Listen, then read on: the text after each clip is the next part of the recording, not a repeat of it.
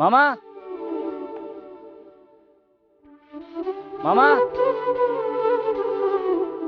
ఏంద్రా మీరేం చేస్తున్నావు మామా?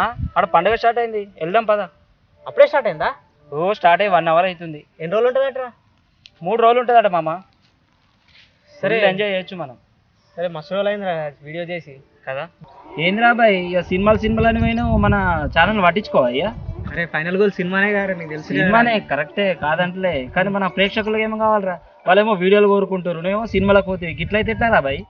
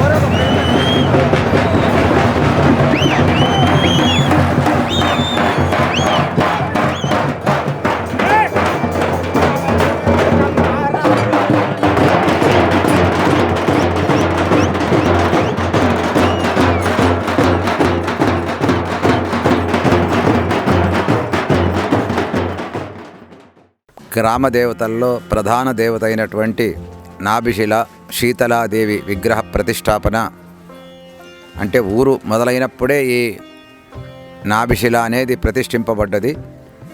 కాలక్రమంలో రోడ్డు పెరగడం వలన ఆ నాభిశిల భూమిలోకి అంతర్ధానమైనట్టుగా గోచరించి తద్వారా గ్రామంలో కొన్ని ఇబ్బందులు ఏర్పడుతున్నాయని ప్రజల దృష్టికి రావడం వలన తప్పకుండా ఈ బొడ్రాతిని భూమి లెవెల్ కంటే పై స్థానంలో ఉండే విధంగా పునఃప్రతిష్ఠ చేయాలి అనే ఉద్దేశాన్ని అందరూ కూడా అనుకున్నటువంటి వాళ్ళై గత 3 రోజులుగా చైత్రమాసంలో పంచమి, షష్ఠి, సప్తమి తిథుల్లో 3 త్రయాణిక దీక్షతో ఈ ప్రతిష్టాపన కార్యక్రమాన్ని ఏర్పాటు చేసుకున్నాం. మొదటి రోజు నుంచి చివరి రోజైనటువంటి ఈ రోజు వరకు కార్యక్రమాలు పూర్తయి ఈనాడు అభిజిత్ ముహూర్తంలో విగ్రహ ప్రతిష్టాపన కార్యక్రమం ఉన్నది కనుక ఈ విగ్రహ ప్రతిష్టాపన కార్యక్రమం ద్వారా గ్రామంలో ఒక ప్రధాన గ్రామదేవతను ప్రతిష్ఠించుకొని మళ్ళీ పునఃపూజలు ప్రారంభించుకోవడం జరుగుతుంది. కనుక ఈ ప్రతిష్టాపన సాఫల్యం చేత గ్రామ ప్రజలందరికీ మరి సుభిక్షమైనటువంటి ఆయురారోగ్య సంపదలను ఆ పరమేశ్వరి ఇస్తుంది అనే నమ్మకంతో కార్యక్రమం చేస్తున్నాం. ఉత్సాహంగా కరోనా ఉన్నప్పటికి కూడా కరోనా నిబంధనలు పాటిస్తూ మరి భక్తులెల్లరూ కూడా అన్ని కార్యక్రమాలలో పాల్గొని అమ్మవారి యొక్క ఆశీస్సులు పొందడానికి అందరూ అర్హులై విచ్చేశారు. కనుక దేవి దయతో ఈ గ్రామంలో సుభిక్షంగా ఉంటుంది అనే విశ్వాసంతో కార్యక్రమాన్ని పూర్తి చేస్తున్నాం. సో ఫ్రెండ్స్, మొత్తానికి మా ఊళ్ళో బొడ్రాయి పండుగ ప్రతిష్ట జరుగుతుంది, నాభిశిల ప్రతిష్ట జరుగుతుంది. దాన్ని ఎలా జరుగుతారు, అసలు ఎలా జరుపుకుంటారు ఈ పండుగ, దాని ప్రాసెస్ ఏంటి, ఇవన్నీ నాకైతే అసలు ఐడియా లేదు. కాకపోతే ఈ పండుగ గురించి తెలుసుకోవాలన్న కుతూహల నాతో పాటు మీకు ఉందని తెలుసు. మీకు ఎలా ఉందో నాకు అలాగే ఉంది. సో దీన్ని వ్లాగ్ లాగా చేస్తే బాగుంటుందని నేను మా ఫ్రెండ్ సత్య ఇద్దరం డిసైడ్ అయ్యాము. కొన్ని ఉంటాయి ఇక పద్ధతులు, అవి ఎందుకు జరుపుకుంటారు అవన్నీ కంప్లీట్ డీటెయిల్స్ ఈ వీడియో ద్వారా మీ ముందుకు తీసుకురాబోతున్నాను. బొడ్రాయి పండుగ అనేది ఏదో వారానికో సంవత్సరానికో 5 సంవత్సరాలకో, మామూలుగా ఎల్లమ్మ పండుగ, బీరప్ప పండుగ ఇట్లాంటి 5 సంవత్సరాలకు ఒకసారి అట్లా జరుపుకుంటారు. కానీ బొడ్రాయి పండుగ అనేది అలా జరుపుకునే పండుగ కాదు. దానికి 150 సంవత్సరాల నుంచి 200 సంవత్సరాలు, ఇలా కొన్ని వందల సంవత్సరాల తర్వాత వచ్చే పండుగ కాబట్టి కంప్లీట్ డీటెయిల్స్ ఈ వీడియో ద్వారా మీ ముందుకు తీసుకురాబోతున్నాను. Let's watch.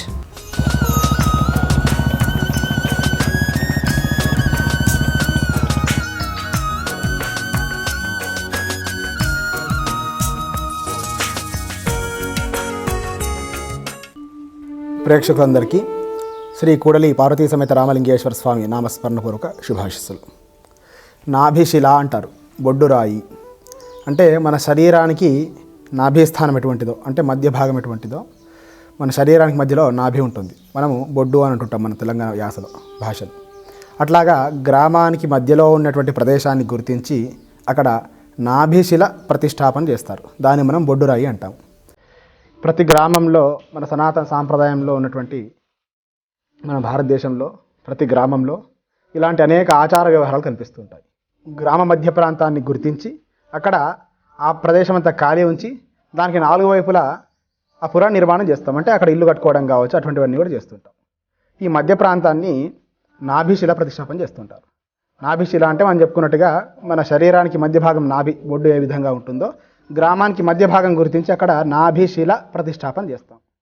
ఆ ప్రతిష్టా మహోత్సవం ఆగమాల్లో చెప్పబడింది. శాక్తి ఆగమం ప్రకారం అమ్మవారి స్వరూపంగా భావం చేసి అది ప్రతిష్ఠ చేస్తుంటాం. దానివల్ల అనేక ఉపయోగాలు ఉన్నాయి.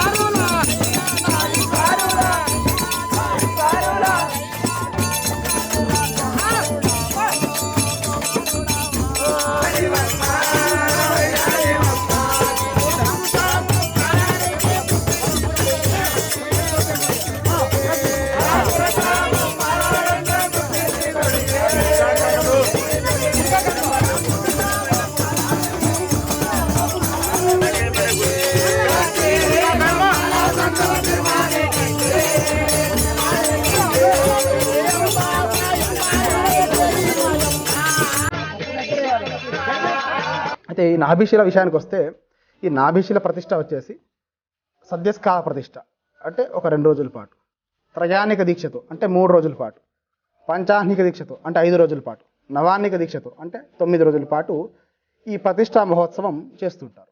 దీంట్లో ముఖ్యంగా ఆ నాభిశిల ఏ విధంగా ఉంటుందంటే, దానికి కరచరణాదులు అంటే ముఖ్యంగా అమ్మవారి స్వరూపం చెక్కకుండా ఒక శిలను తీసుకొని అది ఎటువైపు చూసినా సేమ్ ఉండేటట్టుగా ఒక శిలను చెక్కుతారు. ఆ శిలను తీసుకొచ్చి ముందుగా గ్రామ ప్రదక్షిణ చేస్తారు. అంటే గ్రామం అంతా కూడా ఆ శిలని ఊరేగిస్తారు. ఆ తర్వాత ధాన్యాదివాసం, జలాదివాసం, పుష్పాదివాసం అన్ని ఇలాంటి ఆవాసాలు చేస్తారు. అప్పటిదాకా మన గ్రామానికి తీసుకొచ్చేంత వరకు అది రాయే.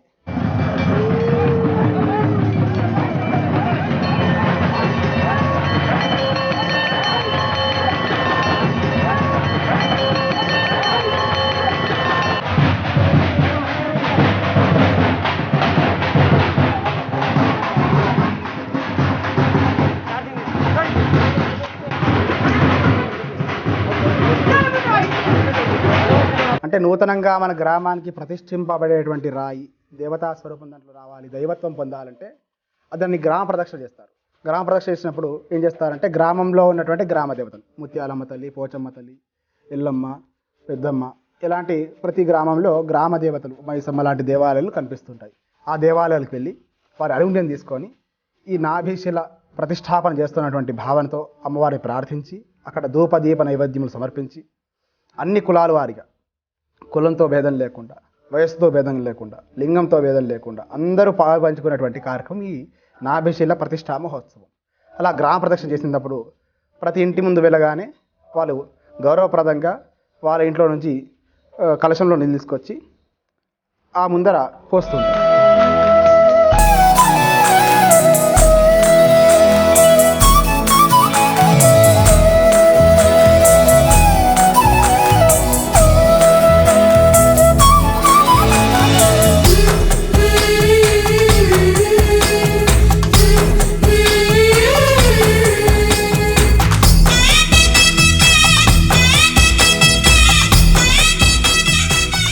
ఆ తర్వాత చక్కగా గ్రామ ప్రదక్షిణ పూర్తయిన తర్వాత ఆ యొక్క శిలని యాగమండపంలో తీసుకొస్తారు. ఎక్కడైతే ప్రతిష్ఠ చేస్తారో అక్కడ యాగమండపం నిర్మాణం చేస్తారు. అక్కడ తీసుకొచ్చిన తర్వాత ముందు జలాదివాసం, జలంలో ఆ నాభిశలను ఉంచుతారు. చెప్పే అసలు బొడ్రాయి పండుగ అంటే ఏంది? ప్రేక్షకులకు నమస్కారం అందరికీ. ఓకేనా? బొడ్రాయి పండుగ అంటే మనకి ఇప్పుడు ఇంతకుముందు పూర్వము ఒక 150 సంవత్సరాల క్రితము మనకు బొడ్రాయి పెద్దలు పెట్టిన బొడ్రాయి ఉండే. మనూళ్ళ గారికి ఎన్ని రోజులు అయింది? మనోళ్ళే ఒక 150-200 సంవత్సరాల కిందట పూర్వం జరగవచ్చు. 150 సంవత్సరాల 150 సంవత్సరాలు మరి అది తక్కువ ఉంటుంది అనుకున్నా. ఇప్పుడు బొడ్రాయి మనకు అడుగు పూర్తి లోపలికి వెళ్ళిపోయింది కాబట్టి అంటే ఇంతకు ముందు స్థాపించింది లోపలికి వెళ్ళిపోయింది కాబట్టి ఇప్పుడు మళ్ళీ కొత్తగా మనం పైకి లావట్టుకొని పెట్టుకుంటున్నాం అన్నట్టు. ఇంతకుముందు భూగర్భం లోపలికి వెళ్ళిపోయింది. దానివల్ల మనం కూడా యువలము బాగుండడం లేదు. యువలం కూడా ఆర్థిక స్థితిగతులు కూడా పానాలు కానీ ఆరోగ్యాలు కానీ ఎవరికి బాగలేకపోవడం కానీ దాని గురించి మనం కూడా ఇంకా కొద్దిగా బాగుండాలనే ఉద్దేశం కొద్దీ మనం బొడ్రాయి అనేది ప్రతిష్ఠించుకుంటున్నాం.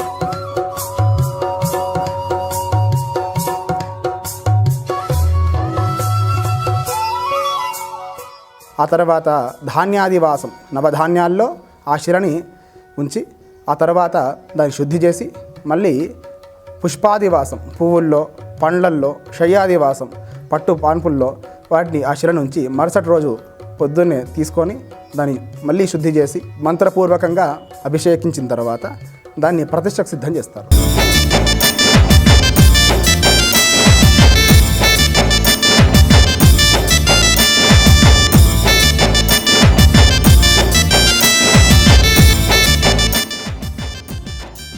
మనం ఇంతకుముందు చెప్పుకున్నట్టుగా ఆ రాయి దైవత్వాన్ని పొందాలంటే ఇవన్నీ సంస్కారాలు చేయాలి. చేసిన తర్వాత అప్పుడు యంత్రము అని ఉంటుంది.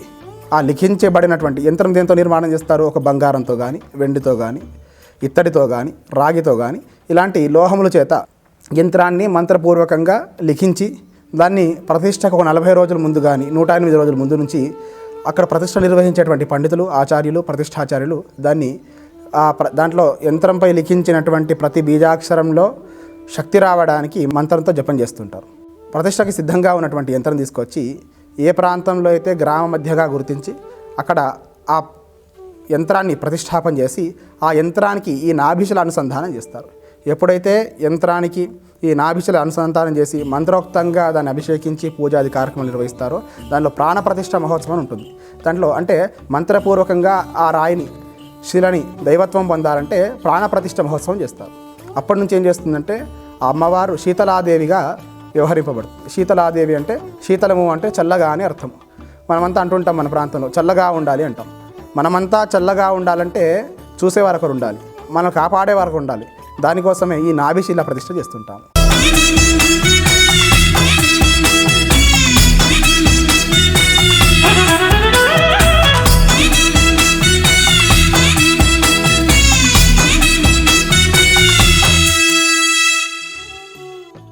ఆ తర్వాత దాని బలిలో అన్నం బలి కావచ్చు లేదా గుమ్మడికాయలతో కావచ్చు చేసిన తర్వాత విశేషమైనటువంటి పదార్థాలతో షడ్రసోపేతమైనటువంటి నైవేద్యం అమ్మవారికి సమర్పిస్తుంటారు. ఇది కులంతో, వయసుతో, లింగంతో సంబంధం లేకుండా గ్రామంలో ఉన్నటువంటి వాళ్ళందరింట్లో జరుపుకున్నటువంటి పండుగ. ప్రతిరోజు ఈ కార్యక్రమం జరుగుతున్నటువంటి 3 రోజుల పాటు కావచ్చు, 5 రోజుల పాటు ప్రతి ఇంట్లో కూడా ఒక పండగ వాతావరణం ఏర్పడుతుంది. ముఖ్యంగా నియమం ఏమిటంటే ఈ కార్యక్రమం జరుగుతున్నటువంటి సందర్భంలో గ్రామం నుంచి ఎవరు లోపలికి రావద్దు, ఎవరు వెళ్ళకూడదని నియమం పెడుతుంటారు. ఎందుచేత అంటే అందరూ కూడా సమిష్టిగా అక్కడే ఉండి ఆ కార్యక్రమాన్ని వీక్షించాలి, ఆ ఫలితాన్ని అందరూ పొందాలి అనేటువంటి భావంతో చెప్తుంటారు. అట్లాగా మన బంధుగణతీలు జరుపుకుంటారు అందరి సమక్షంలో. ఎందుకంటే అందరు ఉంటేనే ఆ ఉత్సాహం, ఆ కార్యక్రమం చాలా కనుల పండుగ ఉంటుంది. కాబట్టి అందరినీ పిలిపించుకోవడం, మరుసటి రోజు వాళ్ళకి ఓడి బియ్యం పోయడము, ఆ ఓడి బియ్యం వండి అమ్మవారి ప్రసాదంగా స్వీకరించడం, ఇలా 3 రోజుల ప్రతిష్టా మహోత్సవం అయితే ఇంకో 2 రోజుల పాటు ఈ కార్యక్రమాలు జరుగుతుంటాయి. అంటే మొత్తంగా 5 రోజుల పాటు ఈ కార్యక్రమాలు జరుగుతుంటాయి.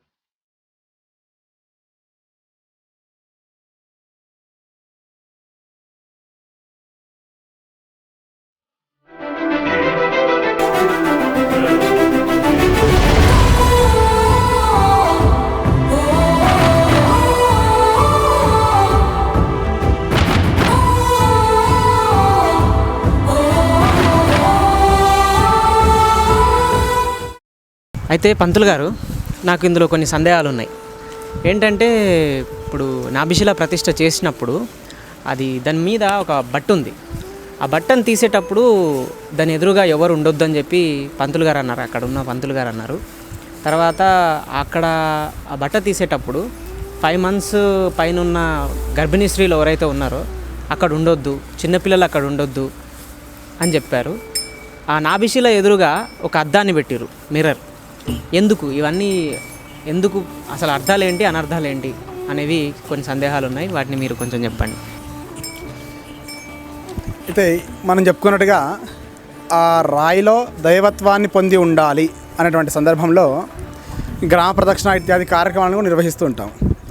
అట్లాగా గర్భిణీ స్త్రీలు ముందర ఉండకూడదని, చిన్నపిల్లల శిశువులు బలిహరణ చేసేటప్పుడు ఉండకూడదని చెప్పి చెప్తుంటాం.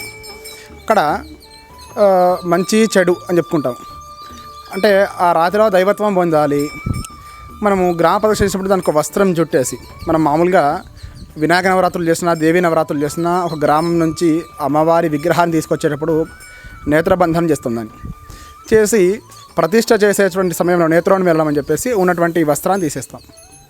అమ్మవారు చూసేటువంటి సందర్భంలో అందరూ కూడా క్షేమం కలిగే విధంగా చూడాలి, అంటే దాంట్లో దైవత్వం పొంది ఉండాలి. అవన్నీ కూడా మంత్రపూర్వకంగా జరిగేటువంటి విషయాలు. అట్లాగా మనం అనేక మాటలు, అనేక వ్యవహారాలు మనసులో అనేక ఆలోచనలతో ఉంటాయి. కొన్ని సరే ఉద్దేశపూర్వకం కాకుండా కొన్ని సందర్భాల్లో ధర్మబద్ధమైనటువంటి మాటలు మాట్లాడుకోకుండా ఉండేటువంటి సందర్భాలు ఉంటాయి అక్కడ. రెండో విషయం, గర్భిణీ స్త్రీలు కూడా అక్కడ ఉండకూడదు అనేటువంటి విషయం చెప్పారు, ప్రతిష్ఠ చేసేటువంటి వారు అని చెప్పారు. 5వ మాసం పడగానే గర్భంలో ఉన్నటువంటి శిశువుకి పిండం అంటే పూర్వజన్మ వాసనతో కలిగి ఉంటుంది. ఆ స్ఫురణ శక్తి పిండంలో ఉంటుంది. అప్పటి నుంచి 5 మాసాల నుంచి 10వ మాసం వరకు, 9 మాసం పూర్తిగా నిండే వరకు శిశువుకు ఉన్నటువంటి అన్ని అవయవాలు పనిచేస్తుంటాయి. హార్ట్ బీట్ కావచ్చు, ముక్కు ఏర్పడడం కావచ్చు, చర్మం ఏర్పడడం కావచ్చు, కళ్ళు, ముక్కు, ఇవన్నీ కూడా గర్భోపనిషత్తులో చెప్పబడ్డాయి చక్కగా మన శాస్త్రంలో. అంటే ఏ మాసంలో శిశువు ఏ విధంగా జరుగుతాడు, ఏ విధంగా ఉద్ధరింపబడతాడు, ఏ మాసంలో పూర్వజన్మ వాసనలు వస్తాయి, ఇటువంటివన్నీ కూడా చెప్తుంటాం. అట్లాగా కలిగి ఉన్నటువంటి వాళ్ళు ఈ యంత్రం ద్వారా ఉండేటువంటి శక్తి అయితే వస్తుందో చాలా సూక్ష్మంగా కంటికి కనిపించకుండా దశ దిశలు వ్యాప్తిస్తుంటుంది. దానివల్ల మన గ్రహణ సమయంలో కూడా గర్భిణీ స్త్రీలు, శిశువులు నియమాలు పాటిస్తామని చెప్తాం. అవి లోపించినప్పుడు ఏమవుతుందంటే కొంత అనారోగ్యం దారితీస్తుంది.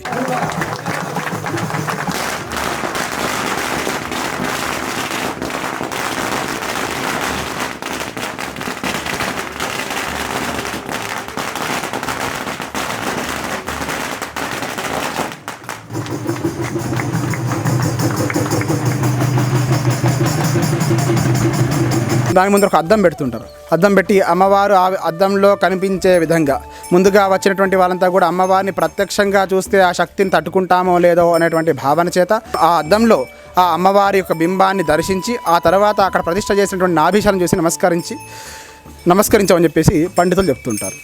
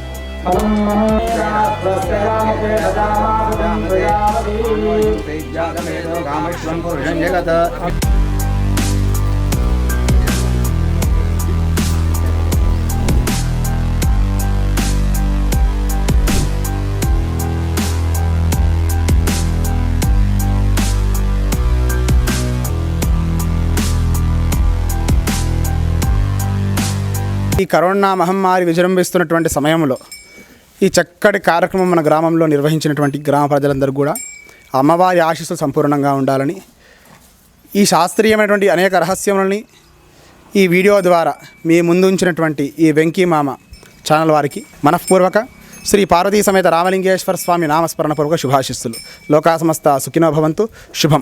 మనకు తెలిసిన ఆచారాలే ఇంత క్లియర్గా ఆధ్యాత్మికంగా ఆగమశాస్త్రంలో ఉన్నట్టు అన్ని విధాలుగా ఇంత విశ్లేషణ ఇవ్వడం అనేది మామూలు విషయం కాదు. పండుగ గురించి కూడా ఇంత నీట్గా స్టెప్ బై స్టెప్ అసలు ఎందుకు ఏంటి అనే విశేషాలు తెలిపిన సంకేష్ శర్మ గారు మిత్రులకి నా హృదయపూర్వక ధన్యవాదాలు.